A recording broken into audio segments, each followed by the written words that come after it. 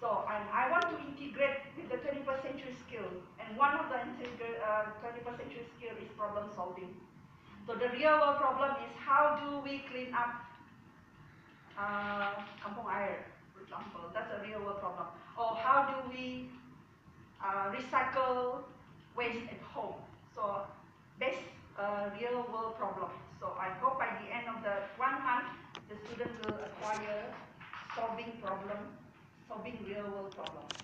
And then, so they need to know all the information about environmental waste, the what, the how, the where, why they need to clean.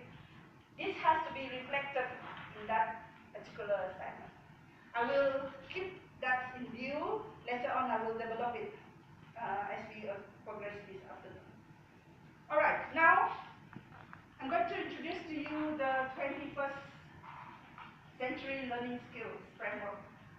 I'm going to give you a bullet knowledge, but I hope you will conduct more reading. But inshallah, even with the bullet knowledge, you'll be able to understand because they're very straightforward. Later on, when you play the game, it will enhance your understanding. So there are 6 dimensions of knowledge of the 21st century skills that we like our students to acquire. One of them is collaboration, knowledge construction, use of technology for learning, self-regulation, skill communication, real-world problem solving, and innovation. Now these are, of course, there are so many 21st century skills, but we will focus on this. This has been researched by SRI, okay? So it's research-based dimension. So for each of the dimensions, there are key questions that you need to answer when you are planning for your assignment or your module that identifies whether or not your lesson has that skill. For example, for collaboration, there must be 2 things that has to be shown. One, of course, the students are working in a group. They need to share responsibility, and they need to make substantive decisions. These are the 2 elements of collaboration. That means when you group your students and give them assignment, they need to have responsibility, individual responsibility, that contribute to the success of that assignment. Which means if the one person did not do what they're supposed to do, he will jeopardize the project. It's different from cooperation. Cooperation means somebody can, let's clean the classroom, you know. Somebody can just do all the sweeping, all the cleaning, and the others will just sit down. So, but collaboration is responsibility. Everybody must be assigned responsibility. At the end of the collaboration, they need to make substantive decisions. What is the best choice if they are designing products? There are so many different designs. Which one will be used? Which one we will present to the class? So that's that kind of substantive decision making. So knowledge construction, it has to be new. The knowledge must be created. They must be creating new knowledge. They must be analyzing. They must be synthesizing. They must be designing. So that's knowledge construction. The activity that they do, they must be constructing knowledge. Using technology. Now, there are 2 ways of technology can be used. If they are just going to project this way, in your class, they're just going to show PowerPoint. In the sense of 21 LD, they are not using technology. They're just using it as a tool. In real sense, what using technology means, they are manipulating. For example, if they use Excel file, they're putting data, that's using technology. If they are going to create a product using technology, cutting tools using technology, that's using ICT for learning.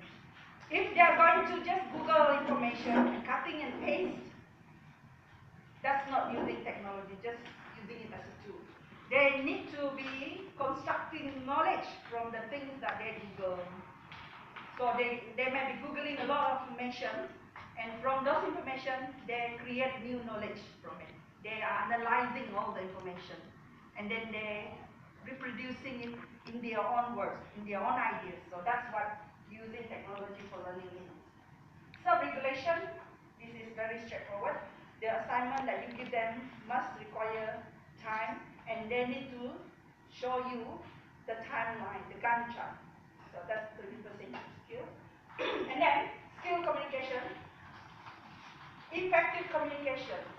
Now, what the skill communication in the 21 CLD sense is that they are communicating the new knowledge not just within UBD, it has to be to the general public, to Brunei, to ASEAN, globally. So your assignment now will require them to share the knowledge maybe on YouTube, maybe on Wikipedia, maybe on web pages. That's what skill communication means in the 21st century sense. It has to bring up action. If the students are working on environmental awareness, they want to make sure that the public are aware about these issues, they actually write it into Borneo Bulletin or Brunei Times, communicating the knowledge to the general public, not just within UBD, not just within your classroom. So we need to design this kind of assignment in which they will share with everybody everywhere, globally. Lastly, real-world problem solving and innovation. The assignment that we created, it has to be an authentic real-world problem, and then they must implement the real solution. One of the real problem right now, we have this Zika virus, mosquitoes. So we ask students to find solutions, how we can prevent the mosquitoes from coming to Brunei. And then they do their research. And with the information, the solution that they have, they're going to actually disseminate it to the public. So that's what real-world problem-solving innovation means for the 21st century design. In order to assess whether the student have achieved this dimension, it will be in a rubric form, and that's what we will do later. They are coded, code 1, code 2, code 3, code 4, code 5, 5 being the highest, 1 of course showing no attainment of 21st century skills. Okay, so an example is given here.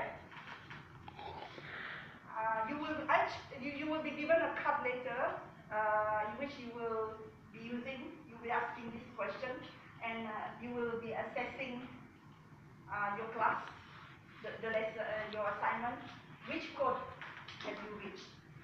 So let's give an example, collaboration rubric. If you require students to work in pairs, you will say yes. If you say no, everybody is just doing individual work, that's 1. That means the assignment has no collaboration, so you do not teach your students 21st century skill of collaboration. So if we design it in pairs, then you ask the question, is there a shared responsibility? Is the group work requires people doing different things, that each one of them contribute towards the success of the project? And that if one of them did not do their part, the project is jeopardized. So that kind of responsibility.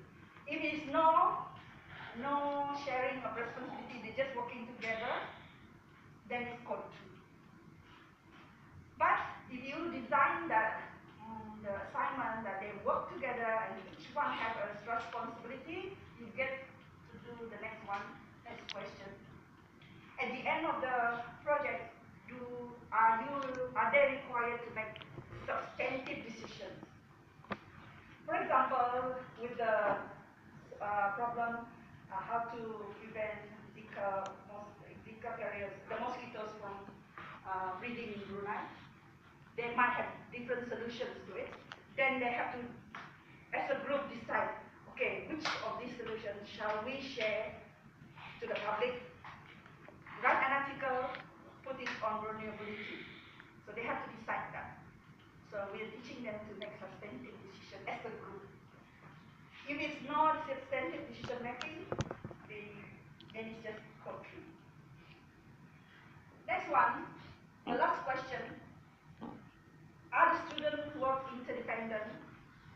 If the student work depend on each other, then you can reach code 5.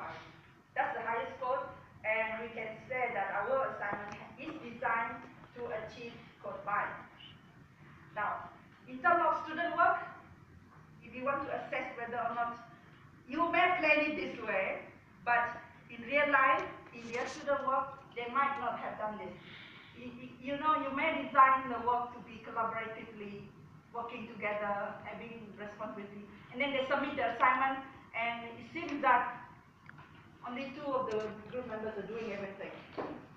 There are 4 of them, 2 of them are only doing everything, taking over the responsibility of the other 2. So that work does not reach code 5. That means it reached code 2. I mean, it's not so big deal in our higher education. We don't assess this kind of attainment, but we do want them to gain some skills, right, of the 21st century. Okay, that's a very brief description, but I hope all this knowledge will be enhanced when you play the game later. So that's the game. Dr. Zoraida is going to share with you some cards. And info